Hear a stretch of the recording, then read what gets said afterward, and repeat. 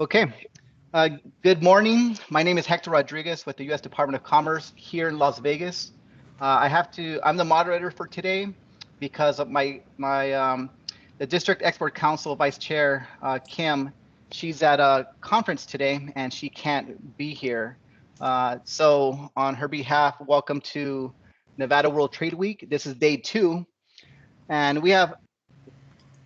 I'll start off with the introductions, short ones. We have one of our colleagues from our U.S. Embassy, Peru, Jorge Prado, and immediately afterwards, we have a second colleague, Paul Duncan with EXIM Bank. Different agency, of course, but prior to the pandemic, Paul and my colleagues shared floor space in Irvine, California at the Export Center. So welcome to you both. Let me quickly introduce Jorge from our U.S. Embassy in Peru.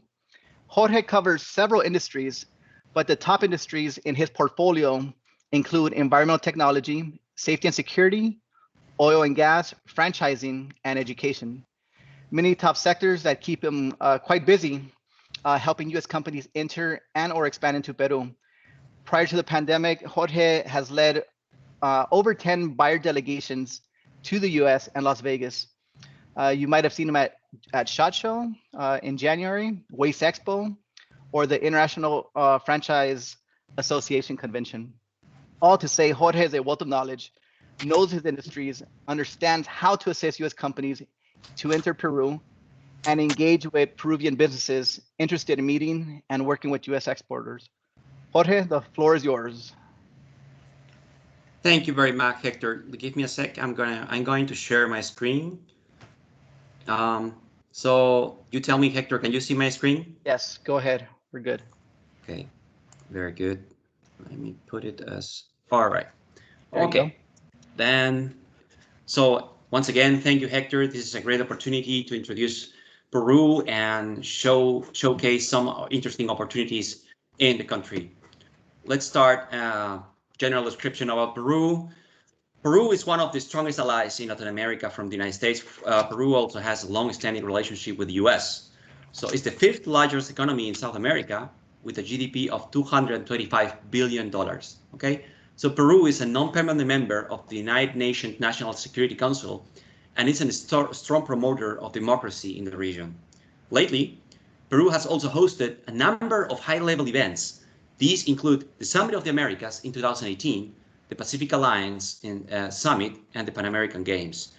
For the Summit of Americas, we have, for example, our former Secretary of Commerce, Wilbur Ross, attending, and our office organized several meetings for him here in Lima.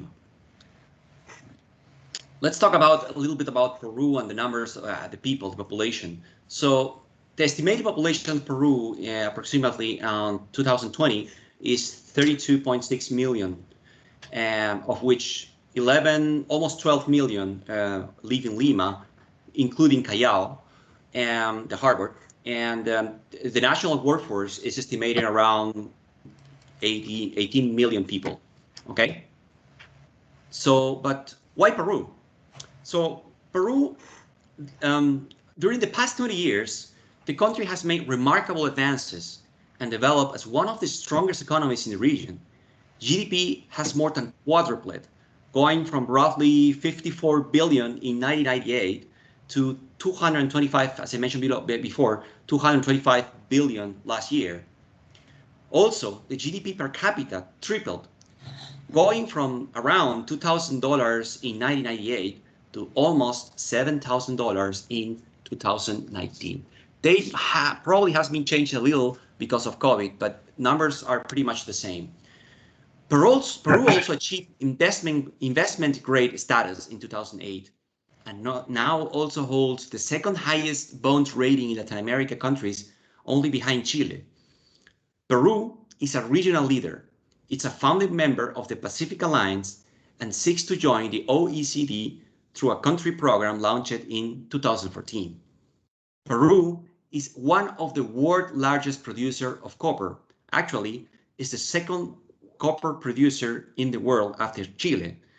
But not only copper, we produce gold, zinc, iron, and recently announced the discovery of potential lithium in the south of Peru, in the region of Puno, which are actually great news for Peru because now with all the electric cars and the green technology, batteries are going to be needed, and lithium is one of the main components of a battery. So great news for Peru. According to the Global Competitiveness Index ranking, the country ranks favorably on macroeconomic environment. The World Bank Doing Business indicator ranks Peru 69th out of 190 economies in the globe, ranking 30 in South America only after Chile and Colombia. The country, for over 20 years, has enjoyed one of their lowest inflation rates in the region, with 2.1% in 2020. It also has been the fastest growing economies in the region for almost 10 years, reaching 2.9 a growth in 2019. Peru has one of the new 7 wonders of the world, the 15th century Inca citadel, Machu Picchu, and of course, the 2 best restaurants in Latin America, Central and Mairo. So once you come to Peru, you should visit those nice restaurants. You will really enjoy it. And so just so you know, Peru and the United States has a trade promotion agreement, and these are great news, actually. Trade showcases that there is strong bilateral relationship between Peru and the United States. More than 12 years ago, in February 2009, the US-Peru Trade Promotion Agreement, or PPPA, entered into force. Actually, it was signed in 2006, but it entered into force 3 years after. The agreement has created more than $130 billion in bilateral trade since it entered into force, spurring the development of new export sectors in both countries, particularly in the non-traditional high-value agriculture sector. Since its entry into force, agriculture trade in both directions has more than doubled, reaching $3.5 billion in 2019.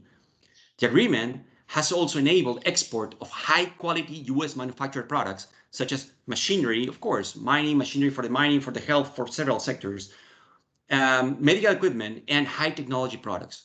These products does not compete, but rather complement Peruvian production.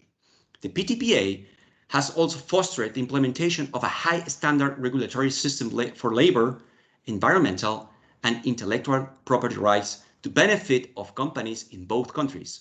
Just so you know, we have a PTO office in our office in Lima, which is in charge of the Andean region. This is an election year for Peru. There are 2 candidates, Pedro Castillo from Peru Libre Party and Keiko Fujimori from Fuerza Popular Party. The elections are going to be in June 6, and the new president, will take office in July 28th this year. So import tariffs. So as a result of the PTPA, the US consumers and industrial goods export to Peru are no longer subject of tariffs. For let's say for agricultural products, tariffs has been eliminated for almost 90% of US product exports, with remaining tariffs being phased out of 2026. Most imports, exactly 93% of goods, are also subject to an 18% value-added tax, as are domestically produced goods. In addition, an excise tax is applied to certain products such as tobacco and alcoholic beverage. There are no quantitative import restrictions. Just to take a very rough look at the exports from Peru to the United States, of course, we are a mining country. Precious metals, the first on the top of the list, mineral fuels, fruits, I already mentioned, agriculture, a good trade deals for Peru and the United States, apparel, vegetables, ores, copper, of course, preserved vegetables, coffee, tea, and fish.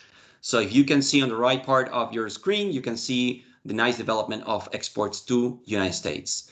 And exports from United States to Peru, so mineral fuels, machinery, of course, cereals, plastics, fuels, again, agriculture, plastic, motor vehicles, electrical machinery, chemical products, iron, steel, measuring equipment, and organic chemicals. That's the top 10 exports from the US to Peru, and you can see a table on the right side of your screen. Let's talk a little bit about infrastructure opportunities in Peru, all right? So, and I'm mentioning this because I think based on this infrastructure gap that the country has, there's a lot of opportunities, not only for American technology, but also for investment from the United States into Peru, okay? The long-term gap in Peru is about 160 billion US dollar. On the right side of your screen, you can see the top gaps of the country: transportation, sanitation, 46% on transportation, sanitation, 20%, health, water, communication, irrigation, electricity, and education. Okay, but I don't know if you remember, but I said our GDP is $220 billion. Okay, so to close this type of gap, which is $160 billion, this is not going to happen in a short term. There's like long-term gap, and the government will need several years to close it. So last governments were having a specific strategy to close the gap faster and attract private investment. One of them is, of course, the public-private partnerships. These public-private partnerships are led by an agency that is attached to the Ministry of Economy and Finance called ProInversión. Okay, the contracting part is managed by ProInversión. They will give you the contracting, and you sign a contract with ProInversión once you win it. On the other hand, the ministry, let's say, the construction of roads, the Ministry of Transportation is going to take care of all the technical specifications, which will be the ministry taking care or approving the technical part of the contracting.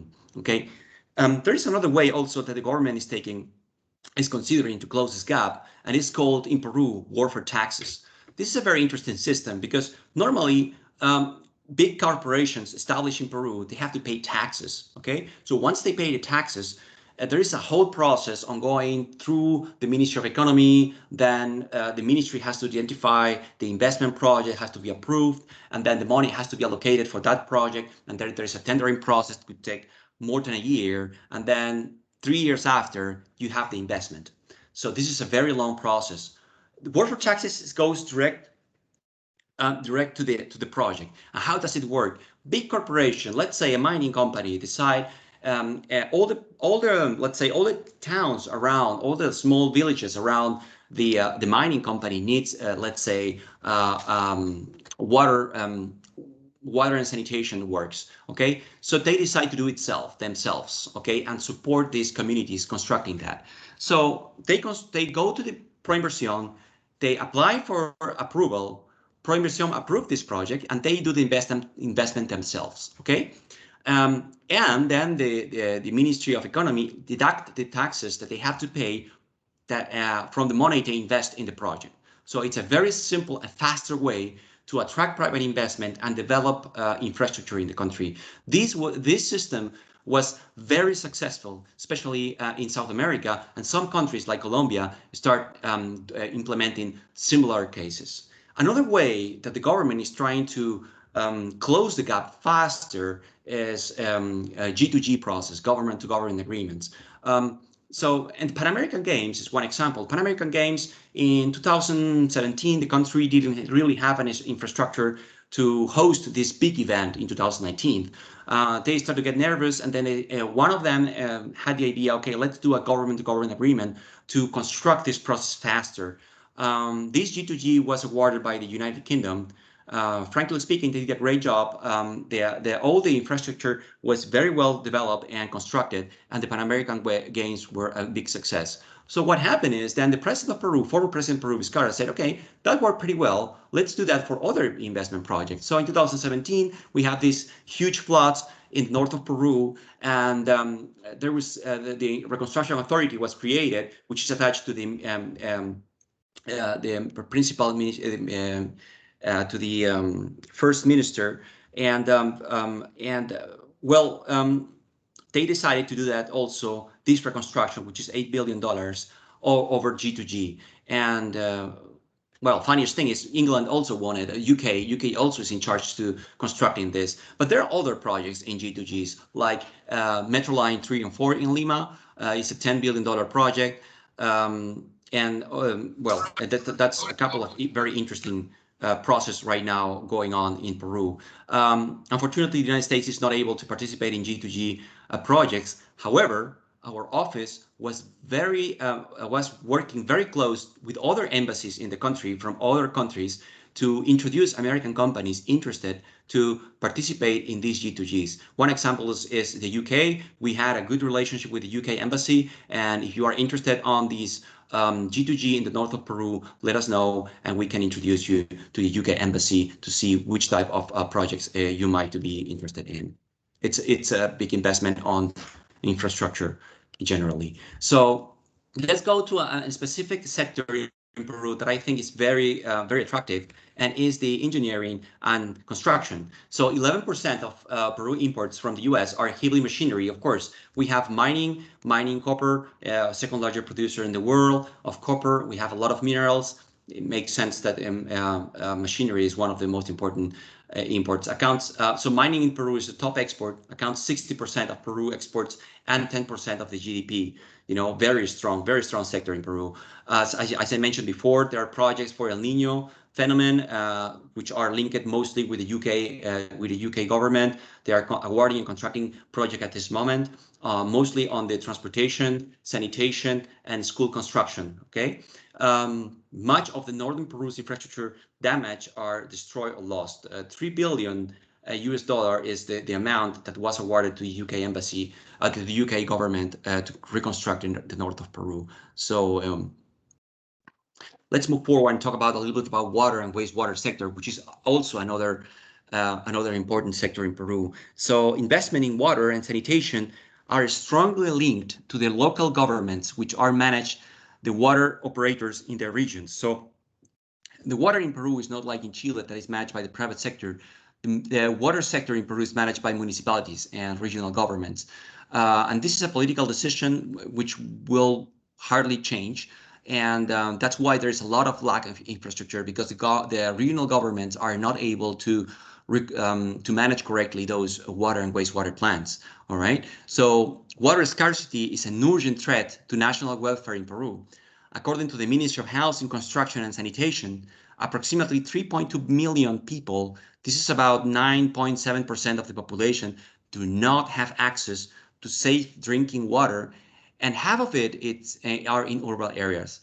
An estimated of 7.3 million people, which is 22% of the total population, lack of functioning sewage water.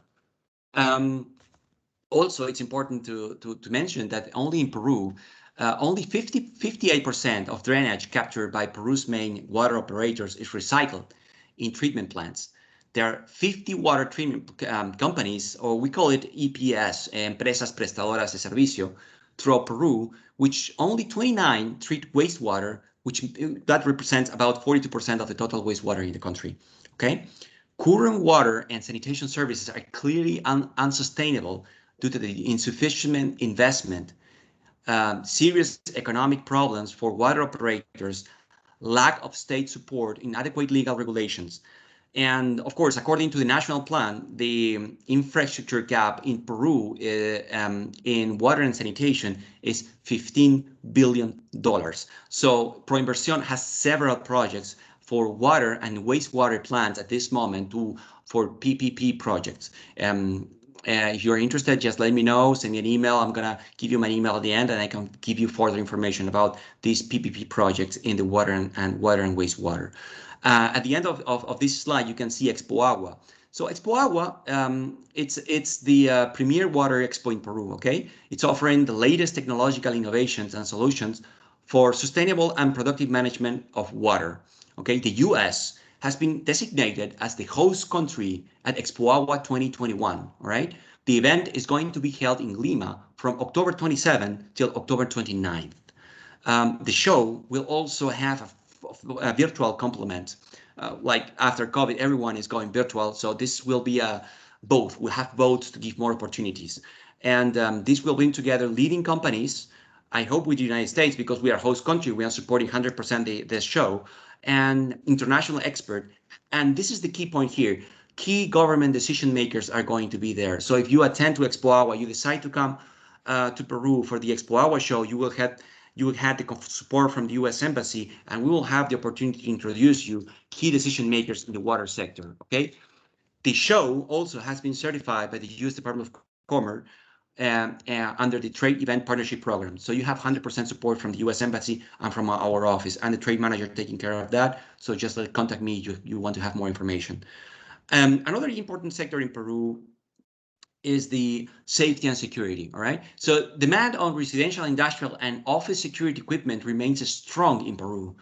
Public opinion polls in Lima and other large Peruvian cities affirm that inhabitants have a high sense of insecurity, with many people have been a victim of robberies or home break-ins. To prevent breaks in and to add security guards, companies, government agencies, and households invest in a wide range of security equipment, including surveillance cameras, alarms, light, mesh netting, and barbed wire. Pistols and revolvers are the most common self-defense weapons used in Peru.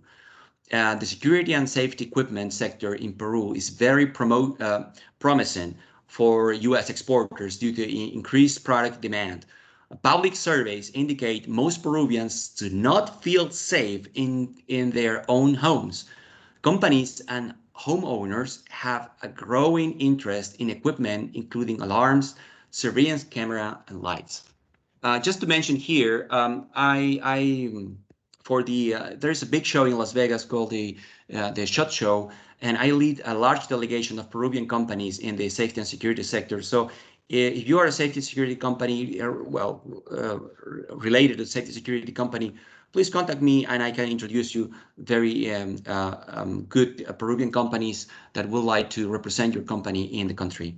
Finally, I would like to mention the medical equipment. Okay, Peru, as I said, has 32 million inhabitants, and the life expectancy in the country is about 74 years. Okay, the government attempt pre-COVID to develop the health sector and has been reflected in spending. In 2019, budget included 5.4 billion for the health sector. It's a 13.7 increase from the 4.8 billion allocated in 2018. Through recent developments have proven this to be a gravely inadequate, and the sector remains poorly resourced. And this has been shown in the COVID. We have one of the worst COVID treatment countries in Latin America, if not the worst. So also there's a lot of opportunities for American companies in that sector. So Peru human resources for health are also low. The World Health Organization recommends 44.5 health workers per 10,000 inhabitants. Peru has 32 for every 10,000 inhabitants, and most are urban areas, namely Lima. There are only 2 intensive care units beds for every 100,000 inhabitants and 700 intensive care physicians. The deficit of specialist doctors countrywide is significant, according to the Ministry of Health. So, as for this report, Peru is most affected by COVID of all Latin America and the 5th most affected in the world, despite being one of the first countries in the region, last year, to implement strict measures to closing countries' borders and maintaining a quarantine, restricting domestic travel and all non-essential activity. Okay, the country vulnerability to impact the pandemic is evident. Peru health system is still fragmented and segmented, which makes coordinated implementation of policies very, very difficult. This is our team in Peru. So feel free, I forgot to put my email address. You see there my name, Jorge Prado. Please write me if you have any question, jorge.prado@trade.gov.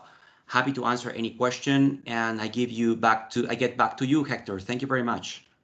Okay, Jorge, leave that screen on for just a bit while before I introduce Paul. That way people can see it. Yeah, let's put that back on so we can all see it. And again, Jorge's email is not on there, but it is first name dot last name @trade.gov. I think you're going to put it on there right now, right? Perfect. While you're doing that, I do have a question, and if anyone on the phone has a question, by all means, go ahead and ask. I do have one to get started, and it relates to PPPs projects. And every country has a different way to run their program. But if you can you tell us what's how does the format go? Is there sole sourcing contracts allowed? Because not every company that is looking to enter a country is going to be the principal, the main company that wins the contract, the tender. So is there other opportunities for sole source contracting? Great question. Thank you, Hector. Can you see my screen? Yes. All right, perfect. So yeah, well, the contracting way of PPP in Peru is different than the United States. Probably you think, okay, it's every region who developed the PPP. In this case, as I said, the central government is dealing with the PPPs through the Ministry of Economy and Finance, through ProInversión, which is the agency attached to the Ministry of Economy that is handling this type of projects. Okay, so what normally big companies does, and they are probably not in Peru, but they see an interesting opportunity to be part of these PPPs, let's say water and wastewater projects, they create a consortium. Okay, so please contact me if you're interested. I can start doing some interesting introductions to big players here in Peru and see if there is an opportunity to create a consortia to work together with big players in the water sector in Peru. And one of the ways to do that is, of course, participating in Expo Agua, or just, we can also provide one of our services and do IPS Plus, where we introduce you specific decision important companies here. Important, I say, because they decision-making big companies established in the water sector that might be interested to partnering with you to create a consortium to participate in this PPP process. Okay, so that's the way that you can find a good way to get into the country. So if you create a consortium with a local company, it's an easier way. You have a local experience with American technology, which will be a great complement. So that will be the best way I will recommend if you are interested in one of the projects. Thank you, Jorge. Is there any questions on the line? Go ahead and unmute yourself. Otherwise, I do have another one. We'll wait a few seconds. That way, if anyone's out there that wants to unmute their line.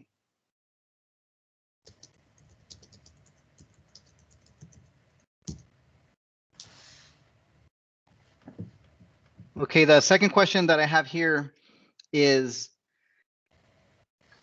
you mentioned the services that we provide at the U.S. Embassy.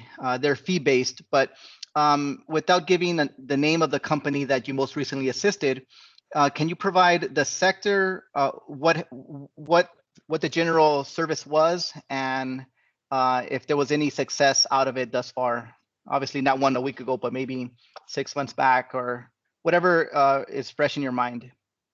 Well, there are several successes, and one of the ones that come to the top of my mind is this American company that is a big construction and engineering company based in New York. Well, they are, we introduce them, or we support them and get nice introductions to the UK government to participate in this reconstruction authority project in the north of Peru. And they were able to award a very attractive contract with them. And they have now a pipeline of potential projects in the north of Peru in the reconstruction authority to participate and award new projects. So this is just the best example I have at this moment.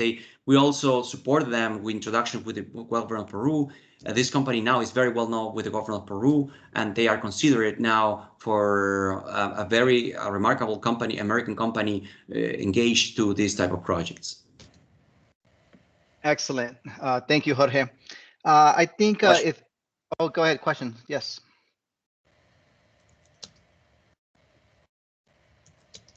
Sorry, does someone have a question? I'm sorry. Don't be shy. Happy to answer any question. Yeah, I'll ask a question. Can you hear me, Hector? Yes, we can hear you. Okay, good. Very well. Thank you very much for the presentation, Jorge. A great presentation, and thank you for putting this together, Hector. Have you found, we're a company based here in Nevada, And I was wondering, in dealing with industry or specific partners in country, have you found that if a company offers a component, we don't offer a full product, we don't offer a vehicle, we don't offer a cell phone or a specific product, but we offer a component. We're a chemical company that creates a mil-spec corrosion protection that replaces that carcinogen hexavalent chrome from Erin Brockovich. And Okay. I'm wondering if a component, because this is something that would be used on those heavy pieces of machinery that are in the field to touch them up so that salt water doesn't get into them or different things like that. Is there a potential conversation or need that could be filled by a company, whether it's Nevada or here in the United States, that could be delivered like a component like that, like the chemical that is used on something, but it's not built in. I mean, it's something that is used. Yes, definitely. So just to give you an example, as I mentioned, I don't know if that, probably that lining or coating, you mean it's very strong. You mean for this It's type? used, We it's have actually used it's used to protect copper from tarnishing in travel. In fact, we have some partners in India that use our product, and then when they ship it globally, it protects the product to the point of wherever it's going to be used or manufactured or sold or used. Yes. So it's a protective coating. One of the things that are coming top of my head is tailings from the mining companies. You know, this so the piping to transport the tailings from the mining, they have a huge investment of corrosion material, against corrosion abrasion material. So this is, for example, something that might be interesting. And on the other hand, you know, we have a 2,000-kilometer coastline, and a lot of machinery equipment are in the coast of Peru, which is high corrosive and salty environment, and corrosion is one of the biggest problems in Peru for several companies established here. So if this coating, aligning that you apply is against that's good news. Of course, we can make a couple of interesting introductions here, you know, here in Peru. If you think that will apply very, very, very nice here. I mean, mining companies definitely will like that. You know, I know from several cases of corrosion and abrasion problems with mining companies. And of course, other companies that are located in the coastline of Peru, and they have machinery in the coastline, that might be also very interesting. Yeah, thank you very much, Jorge. That is our core area, the corrosion protection on aluminum, light metals, steel coating as well. So it certainly would be inroads that we've already made here stateside, but it would be wonderful to start to make in South America with the products. So I look forward to us staying in touch, and thank you for a great presentation. Oh, thank you. Thank you very much. Happy to work with you. Any question, please feel free to contact me. Thank you, Ted. Excellent question. And yes, happy to work with you. And it seems like Peru is a perfect fit with so much salty areas in the country. Yes. But I'm sure there's plenty more out there in the globe that we can assist you in. Any other questions before I introduce Paul? And again, we can ask questions at the end, but in the interest of time, let's get Paul his opportunity. So I asked Paul a couple of questions on how to introduce him, you know, what to say, and he gave me a couple of good nuggets of information. And Paul has been with the Export-Import Bank for over 25 years. The question I have there is, like, I don't know how he could have put in 25 years when he celebrated his 28th birthday like 3 weeks ago. I don't, the math is not there. You're gonna have to explain that one to all of us, Paul. But seriously, in a typical year, Paul speaks to hundreds of U.S. companies that are looking for solutions. Of those hundreds of companies that he speaks to, that are thinking about certain policies to increase their export sales, At the end of the year, as life happens, deals don't go through. Companies focus on something else because they have to stay afloat, et cetera. Business, COVID hits, many things that affect why they didn't go through all the steps. But at the end of the year, he mentioned that he helps about 25 to 30 companies to fulfill a policy to get them to increase their exports.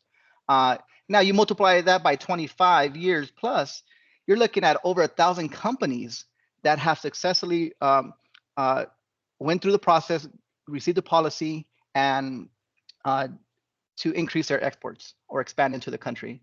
So, and it's pretty amazing because those 1,000 companies we're working with across the U.S. Paul covers certain sectors. States like Nevada and California. But I'm sure he covers others that are also benefiting, making our lives so much easier because now they have capital to increase their footprint internationally. So with that being said, thank you, Paul, for that solid support you do for U.S. companies and also making our lives easier when we help local clients in our backyard. The floor is yours. Well, hey, Hector, thank you so very much. And perhaps the camera is not picking up the gray hair that I've got here. So I appreciate your very kind words, but perhaps you're need some of these glasses to see the gray hair that I have, or again maybe get a little bit better of a resolution of a camera. I don't know. So, but again, thank you very much. I'm going to kind of talk a little bit about some of our support recently in Nevada, move into kind of a broad general overview of EXIM Bank for those who may not be as familiar, and then to kind of come back to Peru and talk about some of the transactions that we've had recently in Peru. And I'll do this in a relatively short footprint because the main focus obviously is here with Peru and our most notable speaker. So over the last couple of years in Peru, we have supported EXIM Bank about $88 million of export value transactions, going from the largest client we have is a company in the Las Vegas area that makes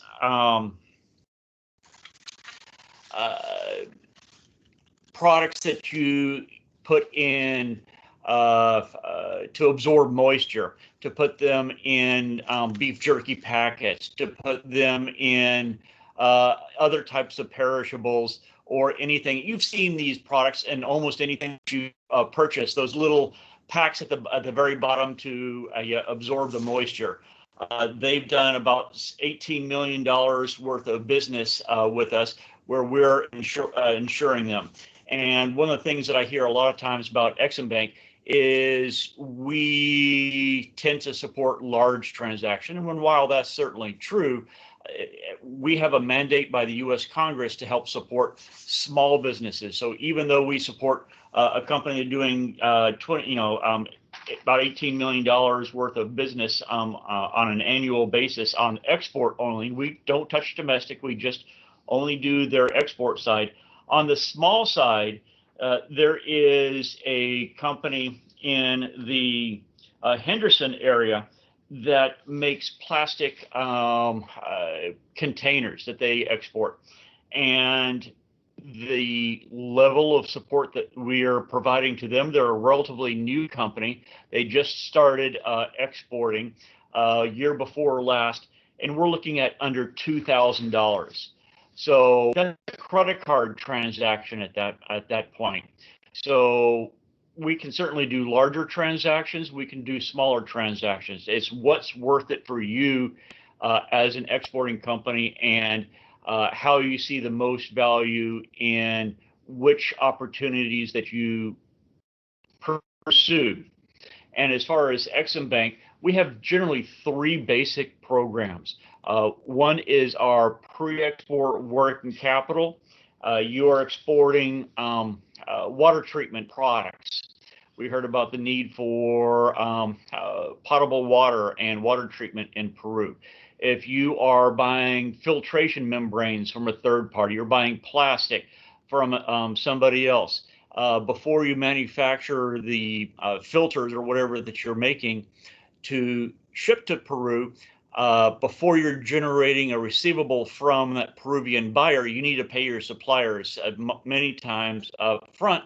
We can work with your bank to provide them a coverage. So if one thing happens or another, they are protected in that advancement of funds to fulfill that export order. A lot of times, most lenders are going to be a little bit skittish about doing pre-export financing, particularly when it comes to export. The second program that we have is export credit insurance. If you're offering net 30, net 60 days to an overseas buyer, if your buyer fails to pay, you make a claim to us, we pay you off on your loss, then it's our problem to try to collect from that overseas buyer. Peru we were hearing about how strong Peru was a little bit earlier. For EXIM Bank, if you were looking at insuring just the country of Peru, you didn't want to incorporate multiple buyers under one larger contract or one larger policy, excuse me, with us on kind of a spread of risk type of a policy, which most of our policies are. But if you're wanting to cover just Peru for net 60-day rate, you're looking at about 2/3 of 1%, 0.67. It's a $10,000 order. You're looking at an insurance policy premium of $67 for us to cover 90% of that $10,000 order. So relatively nominal, and just kind of a basis of comparison, EXIM Bank charges the rate depending upon the length of term and the country risk. The longer the term, the more expensive. The higher risk the market, of course, the more expensive. The corollary to that, the the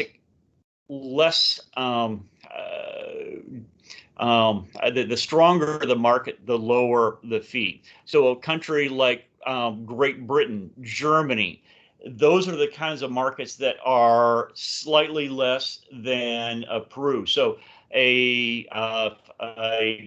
Germany, a UK would be a 0.46 versus the Peru 0.67. So Peru, in our way of looking, is a very good market to take those particular risks in. And for our third kind of broad category of program, which we heard a little bit about, is larger scale, more infrastructure type of transactions. You are exporting a Caterpillar tractor.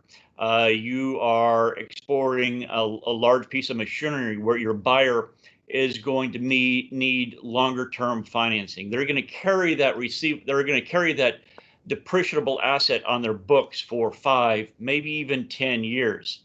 EXIM Bank, we don't finance those types of transactions. We really don't finance much of anything directly ourselves. Most people are familiar with the SBA. We're very similar to the SBA. We simply provide an insurance policy on top of the commercial loan provided by a U.S. Entity to your overseas buyer. Your buyer is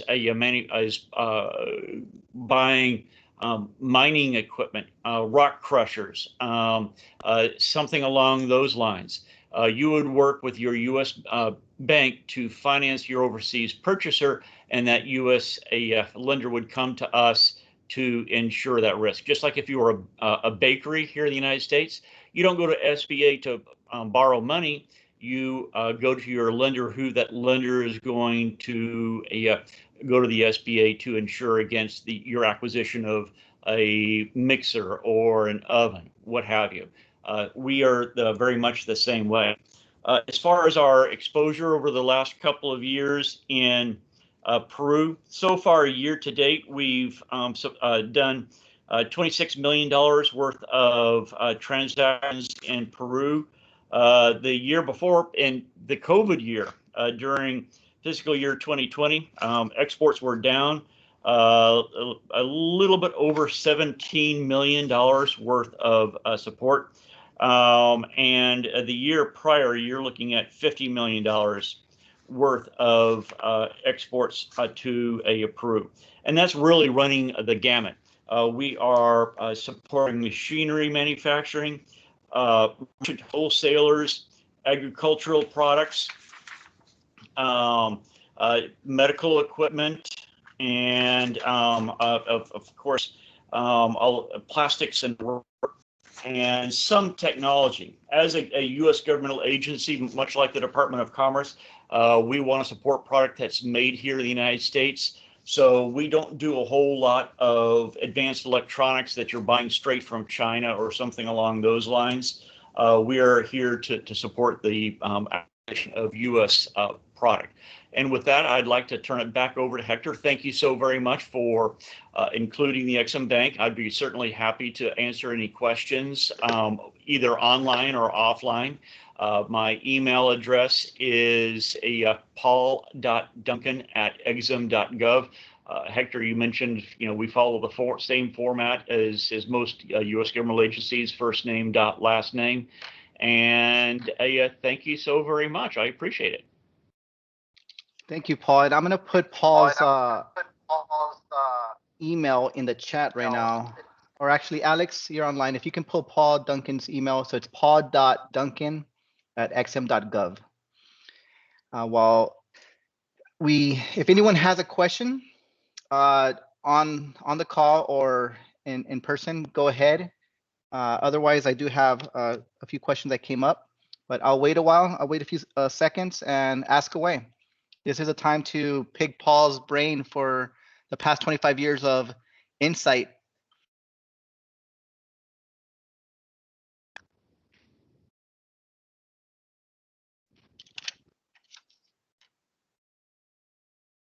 While you're thinking of questions, I do have one that, Paul, you mentioned when a company receives a policy from EXIM Bank, and for Peru as an example, just for the country of Peru, they make the sale, that they sell their equipment, their product.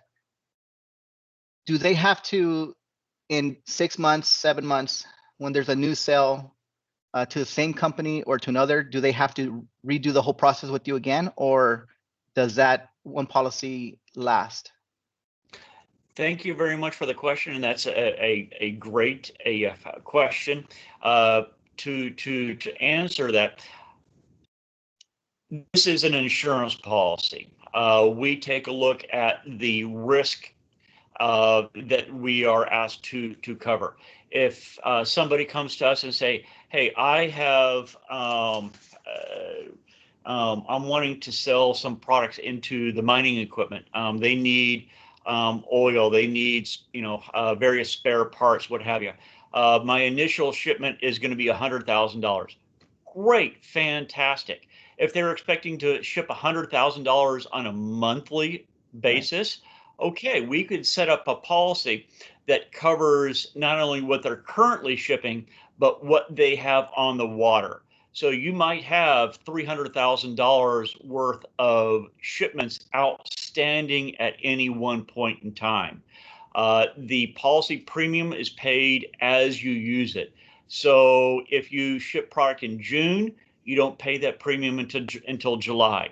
What you ship in July, you pay that premium in August, so on and so forth. So if there's some seasonality to your exports, you're not paying based upon a full year's worth of projections. You may not even know your projections up front. So it's really based upon usage, so that if we're only covering what is actually at risk at one point in time. Because at the end of the day, if you don't get paid, and I'll be the first to say, if you can get cash for your sale, hey, more power to you. That's the best thing in the world, and do that all day long and twice on Sunday. That's probably not the best thing for your buyer in Peru, however. They're going to look at that, a cash up front sale, and they may consider buying from somebody else, from some other country. So we're here to help that make it a little bit more easy of a purchase for that American product. But the point I'm trying to make is you don't have to proceed against that buyer in Peru. You make that claim to us. You don't even have to notify your buyer in Peru that you're insuring them with us, unless and until that fit hits the shan.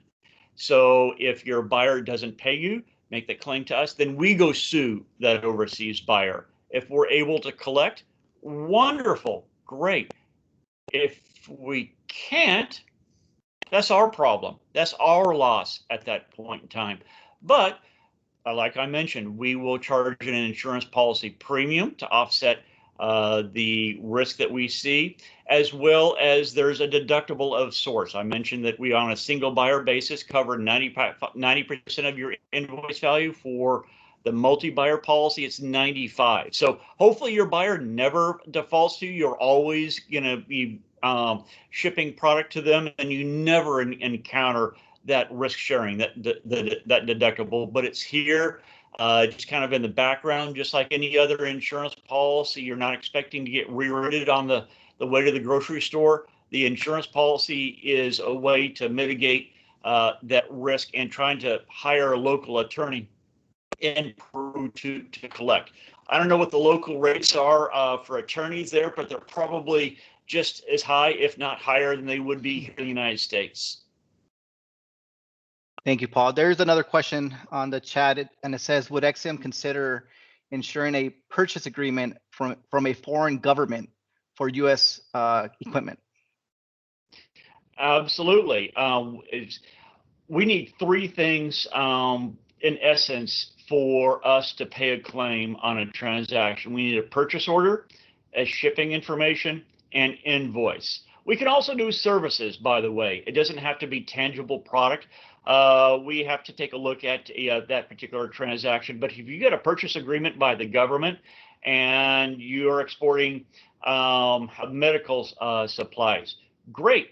If the government doesn't pay you, you make that claim to us, and then we'll proceed against that buyer. If it's a more of a provincial government, I mentioned risk a little bit earlier. We can approve transactions up to $500,000 outstanding at any one point in time with just a simple trade reference, with a credit report. Under $100,000, we don't even need a credit report. We can approve it with just a trade reference. So if you export $500,000 to that buyer, they pay you. That brings that balance down to zero. You do that 4 times in a year, $500,000 at a time. On an annualized basis, that's $2 million worth of exports. Thank you. 2 questions for you. The first is, can you reiterate the percentage for if you were exporting into Peru, the 0.67, and the example with, I think you said 10K? Yeah, if it was a $10,000 invoice, you're looking at $67 worth of premium. If you export $100,000 worth of product to Peru, just move the decimal point. That's $670 worth of premium. And as I mentioned a little bit earlier, that premium is only paid when, or really after you ship. So you ship product here in May, you don't pay that premium until next month. If there is some seasonality to your product, you are shipping $100,000 worth of product up until about maybe January. In January, you don't have any shipments that you make. Well, in February, you don't pay any premium. So it's really a pay as you go, really in arrears type of coverage. Okay. And just one last question. I know we're getting close to the 2 o'clock hour. This happened to one of my clients here, and I'm just curious your take on this, Paul. We did do a fee-based service for this company in Ecuador, and he went there, met with all the pre-arranged meetings, and by the time he got home, he had sold about $500,000 of his products. He didn't know it was going to be, I don't want to say that easy, but for him that time it worked out. It doesn't really work like that, but it worked out pretty good for him. So he didn't know he was going to have those sales. How could EXIM Bank now? He did mention that, this happened right before the pandemic, so I think things stalled afterwards. But they had agreed that they were going to buy every quarter, a certain amount. How could EXIM jump in right now for him, or excluding the pandemic? Say he sold unexpectedly. Now he has clients. How could EXIM assist him in this middle area? Thanks for the question. That if the exporter is newer to exporting, that they have less than 5 years of credit experience, we have what we call our express policy. And again, there is no minimum export volume for policies. For our express policy for those newer exporters, you can bring the name and address of up to 10 buyers to us. We, on our own dime, will go out and purchase a credit report on up to 10 buyers so that you can have those buyers pre-approved for a set amount per buyer, kind of sitting in your back pocket. So when you're going and sitting down with a negotiation table, you've got a plan B. You've got $10,000, $50,000, $100,000 worth of pre-approval for a particular buyer, a series of buyers sitting in that back pocket. Like I said a little earlier, hey, if you can negotiate cash up front, great, do that. If, however, you need to give a little bit and maybe get 50% cash up front, 50% net 30, net 60 days, well, you've already got us in writing on the hook for a particular dollar figure worth of exposure, so that you can say, okay, great, to win this business, to make this deal happen, yes, I will give you 50%. If you give me 50% cash, I will have net 30 days terms, and again, up front, that we're already willing to insure them. You come back home, you execute on that transaction. Maybe the shipping, you don't have to ship until 4, 5, 6 months later. You don't pay that premium until that later point in time. But it's just a tool to help you win those contracts when you do go overseas. And I just kind of very briefly mentioned it a little bit earlier. You don't need to notify your buyer that you're insuring them when you're sitting down to that negotiation table. The only time that we ask that you let the buyer know is if they fail to pay you. So there was a company in the Las Vegas area. This is pre-COVID-19 that, and it wasn't Peru, it was an avionics company that was had a loss in China. And they used us as the bad guy. Say, hey, look, either you pay me, or, by the way, you're going to have to, I have this insurance policy with the EXIM Bank. Their claim filing window is coming to close. I need to file a claim with them.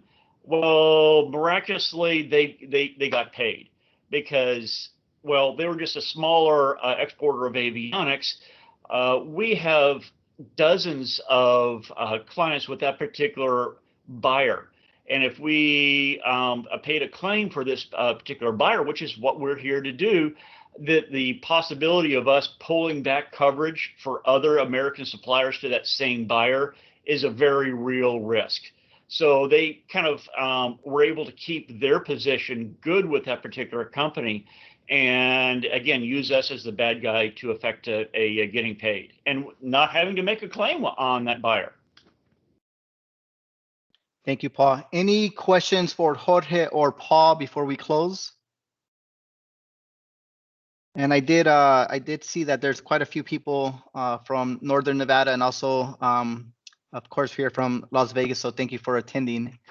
We'll wait for any last questions or last question. Again, Paul's email is in the chat. It's paul.duncan@exim.gov. And Jorge Prado, same thing, first name dot last name @trade.gov.gov. Okay. Well, we'll leave it here. Again, my name Hector Rodriguez, here in Las Vegas. My email well, you received it because I sent the email to everyone. So you have it. But always here for you. We have Alex Holmgren on the line as well. She's the commercial officer at Post here in Las Vegas. And when her time is done, she will move to the our U.S. embassies around the world, just like Karen Ballard is there too. I see her. She was here as well. Then she went to Australia, and then she went to Argentina. So thank you everyone for attending, and please email us with any questions, and we would be happy to support your export endeavors. Thank you everyone. Bye bye. Thanks, Hector. Thank you. All right, see you guys. Thank you. Bye. Bye bye.